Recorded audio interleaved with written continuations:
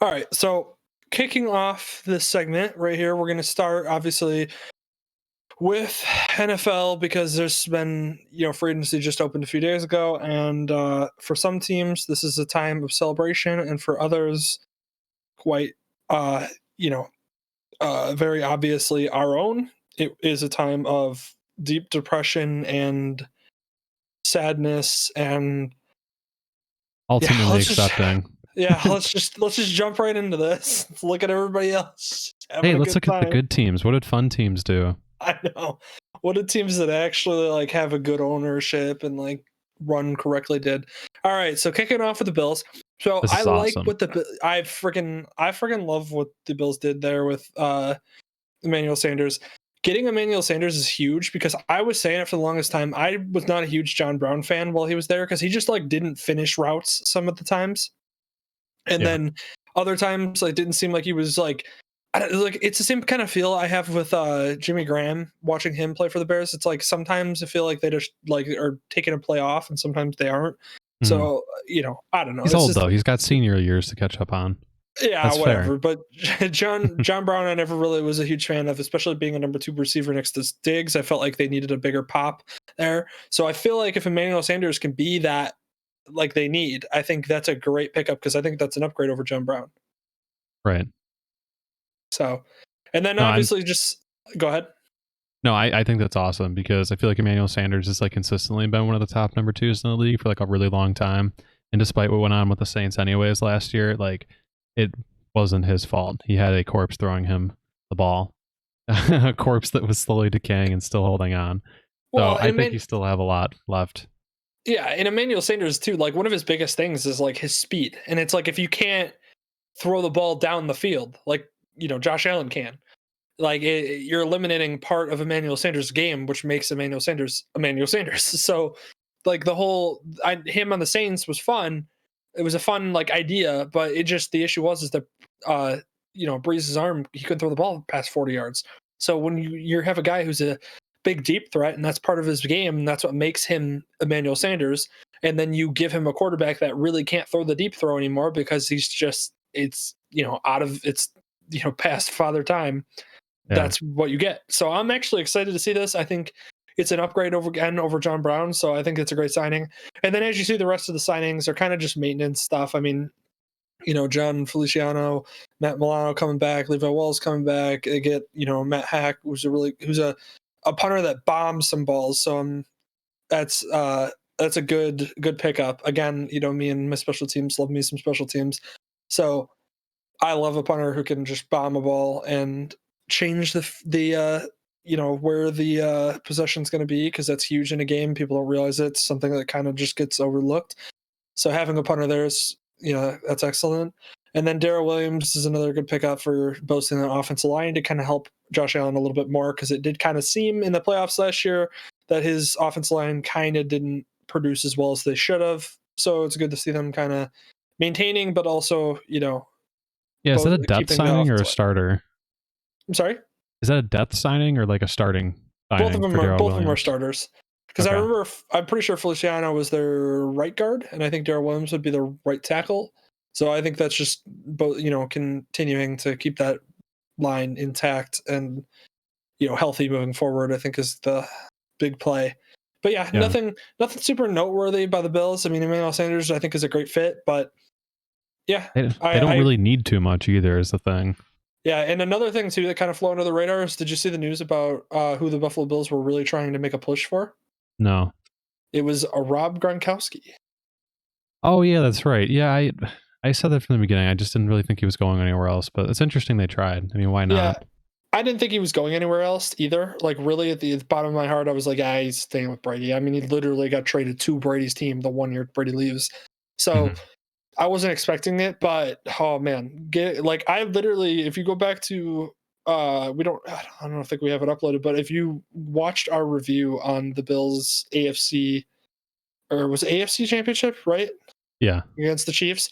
Yeah, we have it on YouTube. If you go back to our AFC Championship, I talked about how one of the things I think the Bills needed to improve upon was getting a secondary wide receiver better than John Brown. Bam, Emmanuel Sanders. And then another thing I said too was that I think they should get a good tight end that will be a safeguard for him. And man, it would have been nice to see Ron Gronkowski there because that really would have filled the hole immediately. Yeah. I was curious, what's their cap space like? They're doing pretty well. I feel like they had a decent amount of money available. It was one of those things where it was one of those things where I think they were benefiting from having a rookie quarterback being on his rookie contract, or not a rookie quarterback, but a young quarterback being on his rookie contract, because it kind of allowed them the space that you're seeing. Yeah, that's where you got to go all in. Yep. Where it works out. Okay. But, yeah, Diggs. Okay. Biggest cap hits. Tre'Davious White. Okay. Yeah, he's one of the best corners in the league. One of the best young corners in the league too. I didn't even see Josh Allen on here. Yeah, I know. Well, it's because Josh Allen's not making a ton. I mean, he was picked. Yeah. That's it. His salary this season. That's wild. It's ridiculous. That's why you do it, though. That's why you spend all the money, is because you try to be good on their rookie deal. Yeah. All right. So next team, Dolphins did some things that I'm intrigued by. I don't know if I'm necessarily writing it off as a great offseason.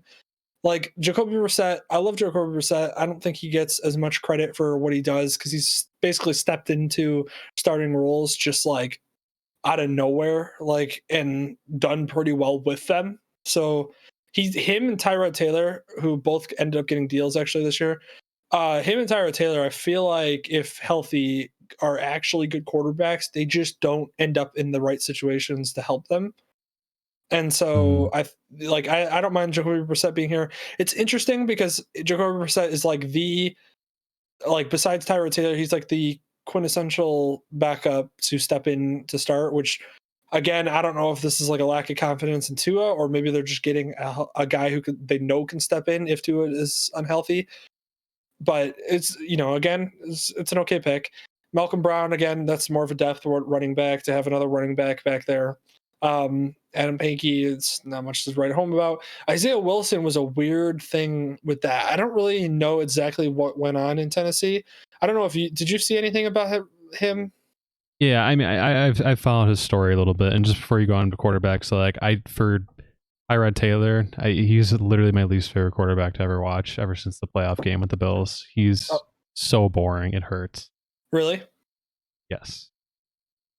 See, I don't know if I've seen enough of him, but I do feel like he gets kind of the raw end of the stick sometimes with these teams he joins and ends up. He did totally having get to screwed start with every team.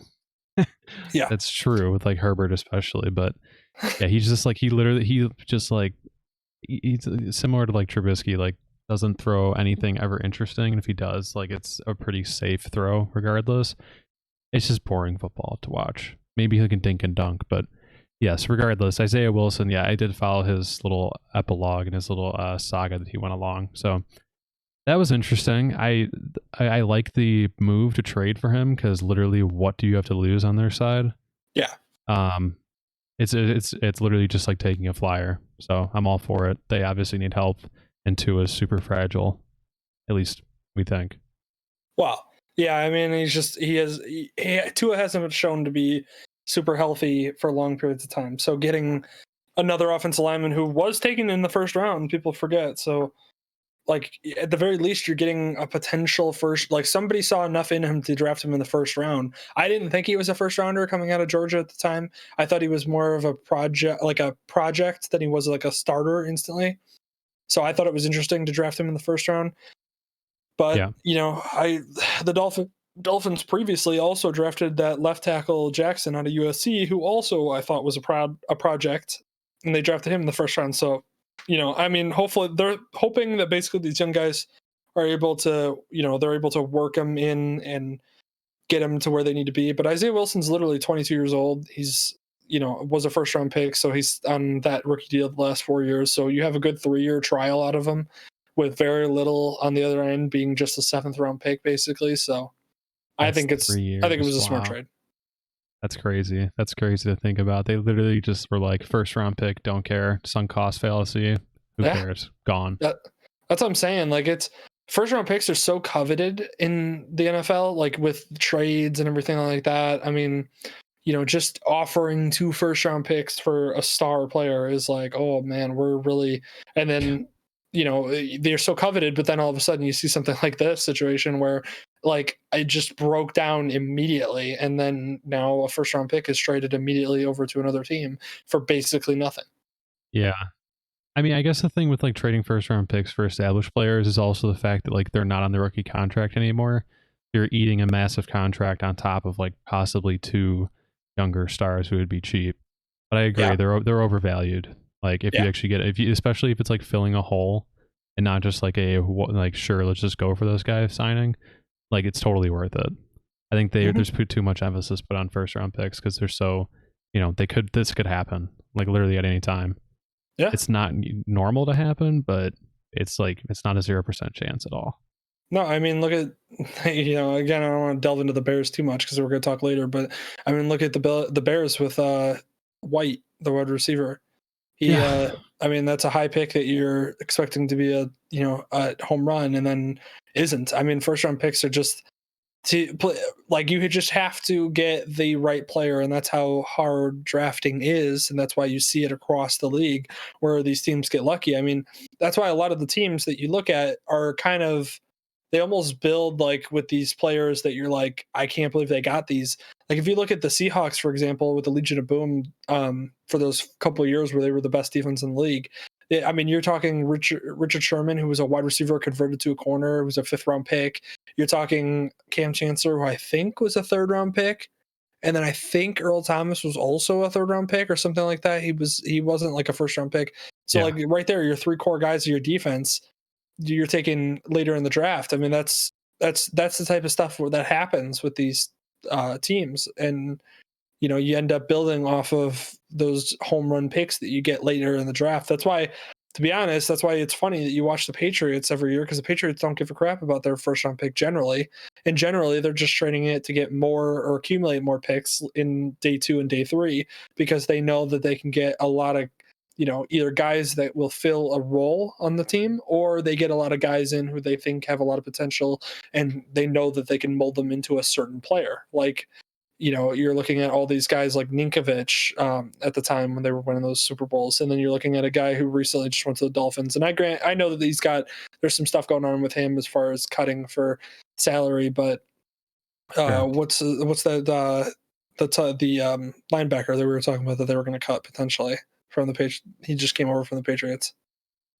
Oh, Van Noy. Van Noy. That's Yeah, another guy who they kind of melded into a player that became a really good player, but I guarantee he wasn't a first or second round pick. yeah. They don't. They definitely take the approach, which is like I kind of like that too. Is like they take it as more of a like darts on a dartboard, and just like better chances. You just have more picks because Hmm. they realize it's such a gamble all the time, which is kind of cool to see. But then like they don't. You're right. They don't really use the first round picks that well. They weren't able to get a wide receiver. They still really aren't able to get a wide receiver, so they had to sign one in free agency. So I Yeah. mean, like, yeah, it's cool with lower round picks. Like, I definitely agree with that strategy of going on with like more third, fourth round picks, and then they could turn into starters. But I mean, it would work out so much better if they didn't whiff their first round pick. That's all. Yeah, no, I know. Well, that's every team feels the exact same way you just said. I mean, that's, you Yeah. don't whiff on your first round pick, you're having a good draft. But that's Yep. the problem is if you do, I mean, then you're hoping that the guys you picked on day 2 and day 3 end up coming through and producing more than the level that they were drafted at, which doesn't happen with a lot of guys. But if you can get a couple of those guys, then that's where you're lucky. But Yeah.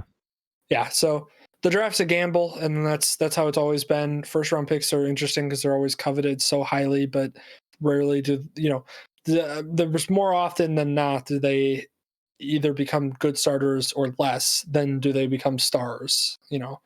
So Yeah. And you can't also forget the fifth round option on those is also a big oh reason why yeah, they're so coveted.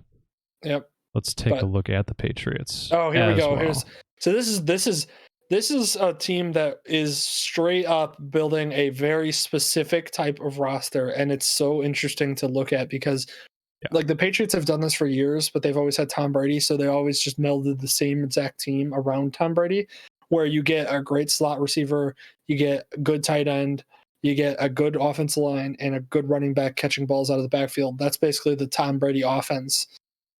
And the Patriots have always done that. And then this year, because they have a new quarterback, you can see them very clearly building around a new quarterback in Cam Newton, as well as a potential rookie to come in and take over after Cam Newton next year, which I think the Patriots are on notice to potentially draft a quarterback in the first round, just because I feel like a Mac Jones falls to them at 15.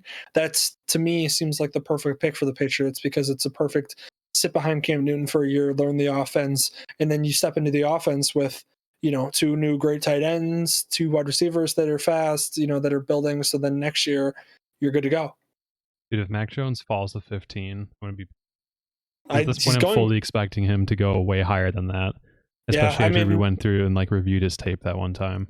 Yeah, it really depends. When you get through the hype of the draft process, and you get closer and closer to the draft, you'll start to see the guys that everybody's more hyped about or talking up more, and then those are the guys more likely to go early.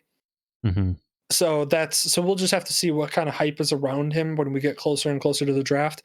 But I wouldn't be surprised if he fell to 15 right here and ended up right in the Patriots' lap to, basically be the heir apparent to the Tom Brady, Cam Newton, offense, which Cam Newton is getting a shot at right now. And again, we're going to kind of go through right now to look at their players. But Cam Newton right off the bat getting a 1-year deal. That's, again, basically another tryout. Like, hey, we're going to build an offense that you can be successful in based on what we saw last year in his, lack of throwing it downfield, more of those quick throws, more of the running QB runs. So what they do?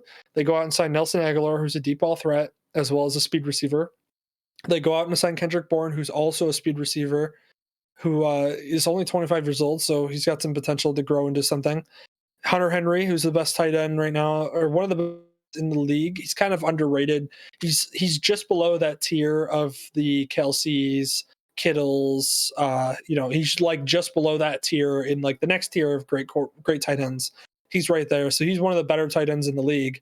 Getting him at 26 years old for a 3-year deal, I mean, that's huge, because if it works out with Cam Newton, great. If it works out with your next quarterback, great. And then you get Jonnu Smith, who's 25 years old. So again, another young, super talented tight end coming right in. So right there, you see 2 speed receivers for Cam Newton, 2 big tight ends for Cam Newton. So you're getting that short throw, power run style offense that you're going to see. So, which is fun. I'm excited for that. That's it was kind of cool to see them run power runs pretty much the entire year. And then also just, because Cam Newton really couldn't throw, still just run the ball the entire time. So this is cool. I'm actually looking forward to this and going back to trying to run a 2 tight end set. Obviously, I think Jonnu Smith is more of a blocking tight end and Henry's more catching, receiving. I'm getting that correctly. I believe so, but they both are super talented. Smith can also catch balls pretty well. So, and he's very young, so he's still got some room to grow. So it's a great duo of tight ends, because they both do different things very well. And it's not shocking that the Patriots would go out and do that, because the Patriots, with the new offense, the way that the new offenses go, having tight ends that are super talented catching balls out of the backfield, as well as being able to block on runs, is huge right now in the modern day NFL. And so getting these 2 guys is massive for them being able to either make Cam Newton successful or, in a year help a rookie quarterback that potentially steps in. But this is awesome too, because obviously they were doing power runs and everything, and getting Trent Brown, another good offensive lineman, hopefully he's supposed to be good, at least on this team as compared to the Raiders. But they always talked about how you would go through evolutions in the NFL and go about things you would eventually, when they shifted, towards more when it's fully receiving, how it is now, linebackers get lighter and they move around quicker. When it was more power running, you would have bigger linebackers, and then they get abused more at the pass. This feels like hopefully the Patriots are trying to do something where they're getting ahead of the curve, and because things are so heavily geared towards hybrid linebackers and everything, this is the counter to it. So if this works out really well, and it's actually gonna be really, really fun to watch, because it's gonna be power tight ends, power O-lines, Cam Newton obviously, and just literally run the ball down all of their throats, because they're lighter linebackers, they're lighter safeties, they're all based on short passes and the passing game. If this is the counter to that, and that's the next evolution, it might not be, because there's so many rules that are heavily favoring it anyways that it's probably still going to come out on top. But this is fun. This this will be really fun to watch. I'm going to look forward to watching them next year. Yep, and then That's me sweet. throw in, scroll down a little bit, and you throw in a couple other players like Trent Brown, getting in the mix. You want to scroll down a little bit just to. What's the question? What's up? Right What there? about Dank? Thanks for the follow. I just saw that pop up on the side. Yeah. How you doing? Hello. There you go. But yeah, and then you look down here, a couple of picks. So getting Trent Brown back for basically nothing again was kind of odd, but like again, that's boasting their offensive line. Then they get a couple of guys that just are very like, oh, did he get? Oh, I didn't even realize Kyle Van Noy returned. We're just I didn't see talking. this either. Yeah, that must have just happened. That's wild. I mean, the Patriots are gonna be good next year. It's wild how a year changes, because you also have to realize they're getting all their guys back. Like they're getting, I think Chung sat out. Pretty sure. What was that? What's the? Oh yeah. So the Dolphins are so dumb for Van Noy. Yeah, I thought that was weird too. He was a defensive captain too. Yeah, I mean, you want to talk about getting rid of the captain of your defense with a defensive coach who is developing this team. That their defense played very well last year with your two ridiculous corners and Xavier Howard and the guy coming over, I can't remember his name, but the guy coming over from Dallas. And then all of a sudden you just get rid of the captain of your defense for no reason whatsoever. It's just makes no sense, but lucky for the Patriots, here he comes right back home. He probably signed pretty cheap too, didn't he? It's got to be. There's no way that he was an expensive deal. I don't know if they're going to show you right there. This literally probably just came out in the past 10 minutes. Yeah. I didn't see it. I've been checking pretty much all day. Yeah, I've checked all the way up until we started this podcast. So it was 2 years for 12, Dank said.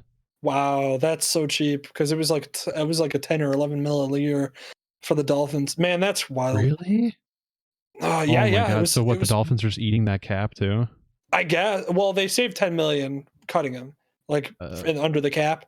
But yeah, it was one of those where they signed him to a 4-year. It was like a 4-year, $42 million deal or something like that, and it was like $10 million a year. He was like I said, he was the captain of their defense, a young upcoming defense that was playing very well with all their new signings. Plus, you have who's the coach down there again? I know he's a defensive minded coach. You definitely Brian Flores, who came in and basically changed the culture and actually made them into a really solid team. It's wild that they let him go, but again, the rich get richer here with the Patriots, and they not only do they get Matt Judon, who's a very underrated pass rusher in the league, one of the best at just purely getting to the quarterback, and then you get God, I can't not pronounce that name, Devon Godchow, something like that, who's a good young nose tackle. I think he actually came over from the Dolphins too, if I remember correctly. So that might be another player from the Dolphins, but they stole. But Henry Anderson from the Jets coming over is more